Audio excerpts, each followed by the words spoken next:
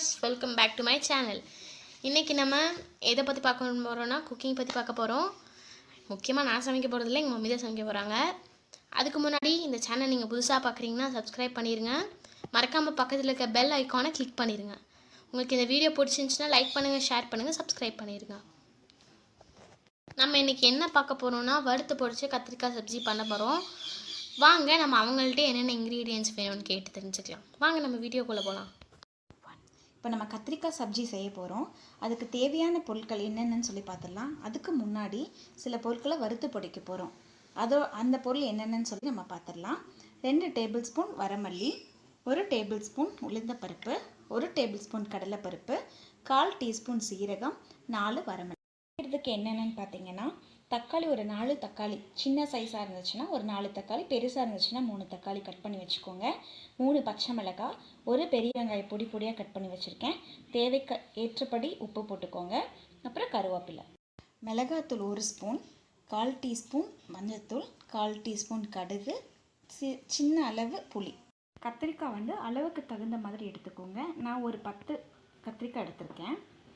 உங்களுக்கு எவ்வளோ தேவையோ அவ்வளோ நீங்கள் எடுத்துக்கலாம். அதுக்கு தகுந்த மாதிரி ஒவ்வொரு பொருளையும் ஒவ்வொரு இது கொஞ்சம் இன்க்ரீஸ் பண்ணிக்கலாம். அதாவது தக்காளி இப்போ 3 எடுத்திருக்கீங்க அப்படின்னா 4 எடுத்திருக்கீங்கன்னா அது கூட ஒன்று எக்ஸ்ட்ரா எல்லாத்துலேயும் கொஞ்சம் கொஞ்சம் எக்ஸ்டெண்ட் பண்ணிக்கோங்க. அவ்வளோதான் வச்சுருக்கேன். இந்த பேனில் 1 டேபிள் ஸ்பூன் ஆயில் விட்டுக்கோங்க. அதுக்கப்புறம் 2 டேபிள் ஸ்பூன் வரமல்லி, 1 டேபிள் ஸ்பூன் உளுந்தப்பருப்பு, 1/4 டீஸ்பூன் சீரகம், 1 டேபிள் ஸ்பூன் கடலைப்பருப்பு. இதை முதல்ல என்ன பண்ணுறீங்கன்னா நல்லா ஃப்ரை பண்ணிக்கோங்க. ரொம்ப ஹை ஃப்ளேமில் வச்சிடாதீங்க. கொஞ்சம் நல்லா ஸ்லோவாகவே வச்சு கொஞ்சம் நல்லா ப்ரௌன் கலராக ஆகிற வரைக்கும் நல்லா வறுத்துக்கோங்க. இந்த டைமில் ஒரு 4 வரமிளகாய் அப்படியே போட்டுருங்க. போட்டுட்டு அதையும் நல்லா வறுத்துக்கோங்க. இது நல்லா வறுத்து வரட்டும். இதை அப்படியே ஆற வச்சு இப்போ நம்ம என்ன பண்ண போகிறோம்னா பவுடர் பண்ண போகிறோம். நல்லா ஃப்ரை பண்ண போகிறோம். அதுக்கு கொஞ்சம் நம்ம 1 டேபிள் ஸ்பூன் அளவு ஆயில் விட்டுக்கலாம். ஆயில் விட்டதுக்கப்புறம் நம்ம இந்த கத்திரிக்காயை என்ன பண்ணுறோன்னா ஹீட் ஆனதுக்கப்புறம் இந்த கத்திரிக்காயை எடுத்து நல்லா தண்ணி இல்லாமல் இதில் போடுங்க.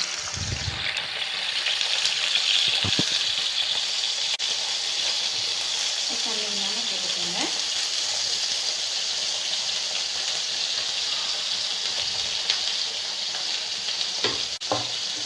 அதை நல்லா கொஞ்சம் ஹை ஃப்ளேமில் வச்சு நல்லா வதக்கிக்கோங்க. கொஞ்சம் நல்லா வதங்கினதுக்கப்புறம்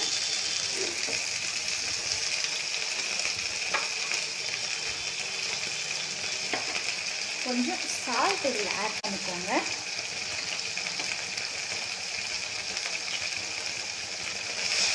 கொஞ்சம் சால்ட் ஆட் பண்ணி இப்போது நம்மளோட கத்திரிக்காய் இந்த அளவுக்கு வதங்கிருச்சு. இப்போது அடுப்பை ஆஃப் பண்ணிவிட்டு இதை வேறு பவுலுக்கு நம்ம அப்படியே ட்ரான்ஸ்ஃபர் பண்ணிக்கலாம். இப்போது நம்ம வறுத்து ஆற வச்சுருக்கோம் இல்லையா, அதை இப்போ நம்ம பவுடர் பண்ணலாம். இப்போ நம்ம இந்த கத்திரிக்காவை வேறு பவுலில் எடுத்து வச்சோம் இல்லையா, அதை நல்லா நம்ம இப்போ ஸ்மாஷ் பண்ண போகிறோம். நல்லா பண்ணிக்கோங்க. வச்சுக்கோங்க. அதில் கொஞ்சம் எண்ணெய் ஊற்றிக்கோங்க. எண்ணெய் ஊற்றிட்டு எண்ணெய் காஞ்சதுக்கப்புறம் நம்ம என்ன பண்ண போகிறோம் அப்படின்னா ஃபஸ்ட்டு கடுகு போட போகிறோம். கடுகு நல்லா பொரியட்டுங்க. இப்போ கடுகு நல்லா பொரிஞ்சிட்ருக்குங்க. அது கூட கொஞ்சம் சீரகம்,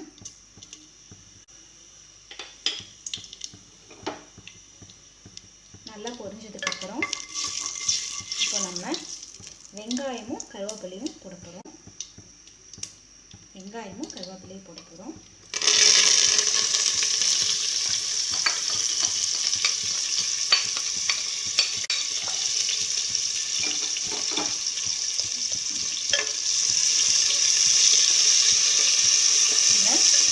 நல்லா வதக்கிக்கோங்க. எப்போவுமே கொஞ்சம் நல்லா ஃப்ரை ஆனதுக்கப்புறம் அடுத்தடுத்த பொருளை சேருங்க.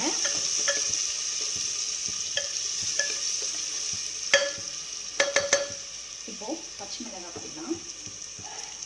இப்போது பச்சை மிளகாவை போட்டதுக்கப்புறம் நல்லா வதக்கிக்கோங்க. நல்லா வதங்கினதுக்கப்புறம் இந்த தக்காளி கட் பண்ணி வச்சுருக்கோம் இல்லையா, இந்த தக்காளியை இதில் சேர்க்கணும். ஆனால் அதுக்கு முன்னாடி மிளகாத்தூள் எண்ணெயிலே போட்டுக்கோங்க. அந்த எண்ணெயில் நீங்கள் அது மிளகாத்தூளை போடும்போது தான் நம்மளுக்கு அந்த கலர் கிடைக்கும். இந்த ரெட் கலர் வந்து நம்மளுக்கு அப்போ தான் வந்து கிடைக்கும். கொஞ்சம் வதங்கினதுக்கப்புறம் மஞ்சத்தூள் கொஞ்சம் ஆட் பண்ணிக்கோங்க.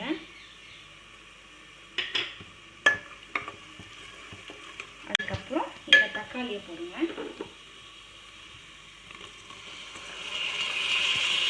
எப்போவுமே வெங்காயம் போட்டதுக்கப்புறம் தக்காளியை போடாதீங்க. குக் ஆகிறதுக்கு கொஞ்சம் லேட் ஆகும்.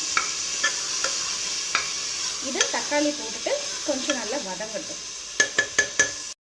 தக்காளி நல்லா வதங்கிடுச்சுங்க.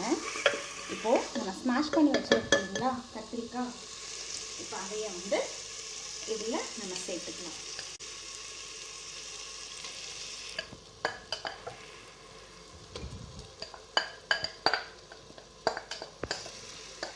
இது வந்து இப்போ நம்ம சேர்த்துக்கலாம்.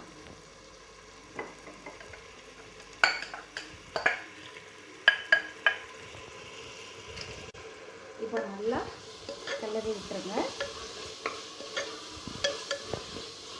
நல்லா கிளறிக்கோங்க.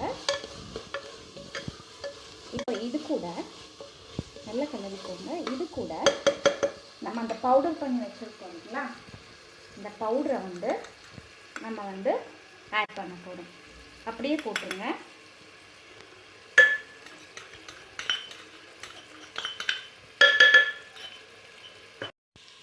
இப்போது இதை நல்லா கிளறி விட்டுக்கோங்க. இப்போது இது கூட கொஞ்சம் புளி சேர்த்திக்கோங்க. புளி வந்து இந்த அளவு போதும், கொஞ்சமாக சேர்த்திக்கோங்க. அதையும் நல்லா கிளறி விட்டுக்கோங்க. புளி வந்து கரையுமான்னு நீங்கள் கேட்கலாம். கண்டிப்பாக புளி வந்து கரையும். இது கூட தண்ணி ஆட் பண்ணிக்கோங்க. இந்த கிரேவி அளவுக்கு தண்ணி ஆட் பண்ணிக்கோங்க. நல்லா கிளறிக்கோங்க. உங்களுக்கு தண்ணி வேணும் அப்படின்னா நீங்கள் இன்னும் கொஞ்சம் ஆட் பண்ணிக்கலாம். இல்லை அப்படின்னா கொஞ்சம் நல்லா கெட்டியாக உங்களுக்கு வேணும் அப்படின்னா இந்த பதத்துலேயே நீங்கள் விட்டுறலாம். கொஞ்சம் எனக்கு தண்ணி வேணுங்கிறதுனால நான் ஆட் பண்ணுறேன். இது கூட சால்ட் ஆட் பண்ணிக்கலாம். நம்ம இது கூட கொஞ்சம் உப்பு, தேவையான அளவுக்கு உப்பு. நம்ம கத்திரிக்காயில் ஆல்ரெடி வதக்கும் போது நம்ம உப்பு போட்டிருக்கோம். நம்மளுக்கு இப்போ தேவையான அளவு உப்பு வேணும், பார்த்துட்டு நீங்கள் போட்டுக்கோங்க.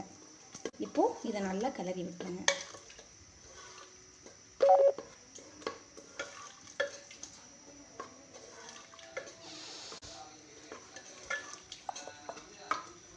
என்னோட கத்திரிக்காய் சப்ஜி ரெடி ஆயிடுச்சுங்க.